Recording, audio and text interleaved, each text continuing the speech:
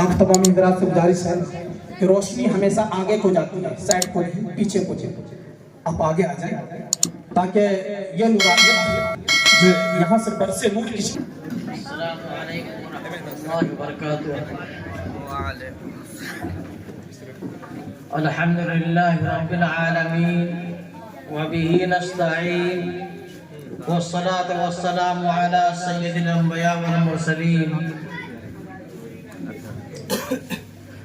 قال اللہ تعالی فی القرآن المجید والفرقان الحمید فاعوذ باللہ من الشیطان الرجیم بسم اللہ الرحمن الرحیم والعصر ان الانسان لفی خسر الا الذین آمنوا وعملوا الصالحات وتواصوا بالحق وتواصوا بالصبر۔ صدق اللہ العظیم۔ برادران محترم، عزیز بچوں اور بچیوں،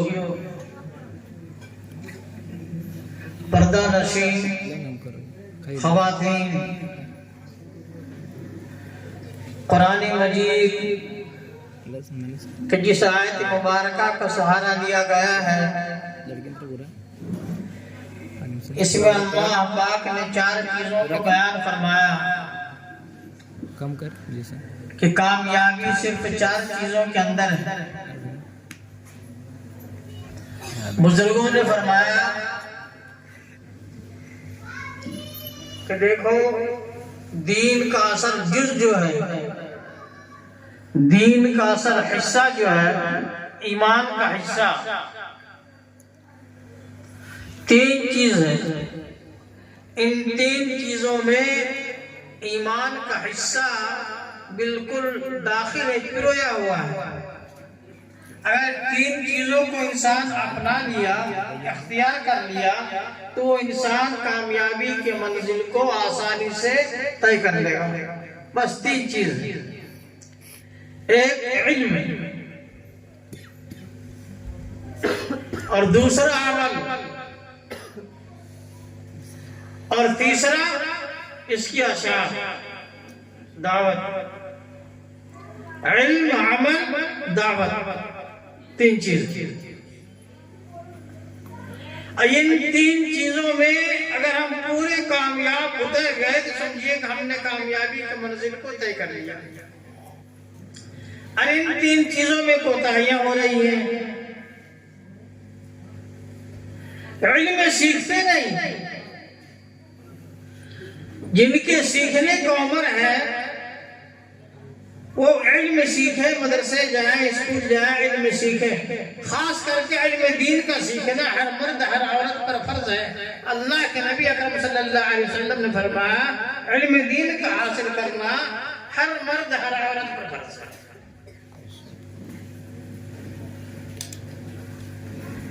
طالب علم، علم دین کے حاصل کرنے والے کو طالب علم کہتے ہیں۔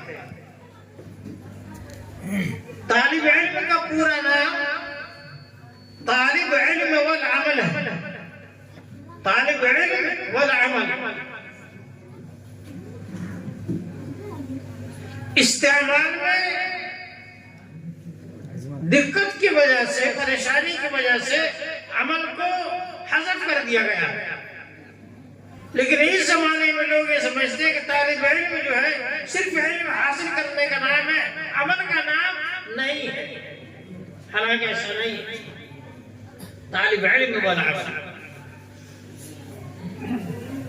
جس نے علم حاصل کر لیا اور اس پر عمل نہ کیا، شیخ سعدی رحمۃ اللہ علیہ فرماتے ہیں کہ وہ گدھے کا مانند ہے، گدھے کا مانند۔ سمجھو کہ اس کے اوپر جو ہے کتاب کو رکھ دی گئی ہے۔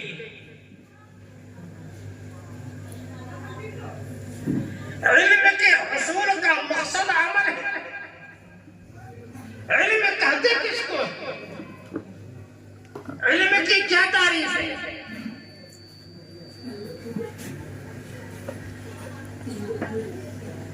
اللہ والوں نے، محدثین نے، مفسرین نے، فقہان علم کی جو تعریف کیا، وہ تعریف یہ ہے کہ علم وہ ہے جو انسان کو اللہ سے ملا دے۔ علم اس چیز کا نام ہے جو چیز بندے کو اللہ سے ملا دے، اللہ سے قریب کرا دے۔ وہ علم نہیں ہے جو علم بندے کو اللہ سے نہ ملا سکے۔ اب ہم سوچیں کہ ہم کیسا علم حاصل کر رہے ہیں؟ جس علم کے ذریعے سے ہم اللہ سے قریب ہو رہے ہیں یا اللہ سے دور ہو رہے ہیں؟ جو علم انسان کو اللہ سے دور کر دے، اللہ سے دوری پیدا کرا دے، وہ علم نہیں، وہ جہل ہے، وہ جہالت۔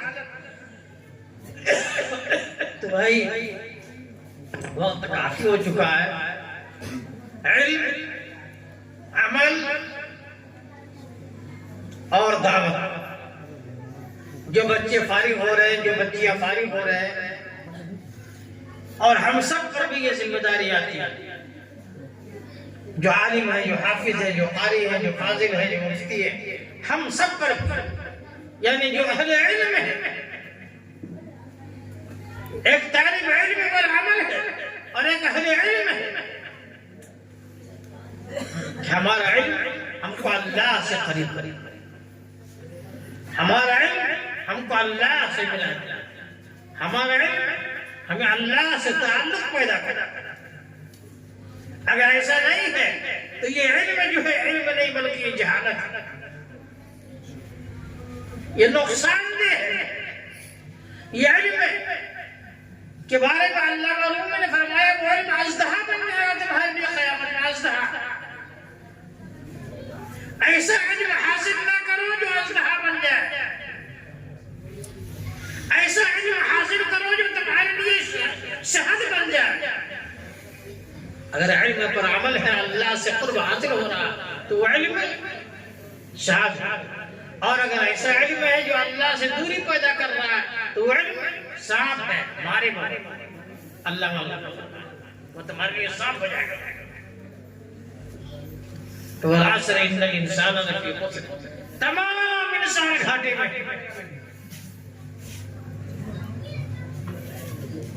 ایک ایمان لایا، اچھا عمل کیا اور دین سیکھا اور دین سکھایا، وتواصوا بالحق، دین کی دعوت دینا، دین سکھانا، دین سیکھنا، اس کے اندر ساری چیزیں وتواصوا بالحق۔ حق کا اصل تفسیر جو مفسرین کرام نے کیا ہے، وہ حق کا تفسیر جو ہے وہ دین اسلام، دین اسلام۔ علامہ جلال الدین السیوطی نے الحق الایمان تفسیر کیا ہے۔ ایمان کی دعوت، اور ایمان کی دعوت پر جو پریشانیاں آتی ہیں اس پر صبر کرنا اور اس پر تحمل اختیار کرنا، یہ اصل دین ہے، اسلام ہے، ایمان ہے۔ ان چار چیزوں پہ ہمیں جمنا ہے۔ اگر اس پر عمل کر لیا تو انشاءاللہ دنیا کے اندر بھی کامیابی ملے گی، آخرت میں بھی کامیابی ملے گی۔ اللہ پاک ہم سبوں کو ان مختصر باتوں پہ عمل کی توفیق عطا فرمائے۔ وآخر دعوانا الحمدللہ رب العالمین۔ درود شریف پڑھ لیں۔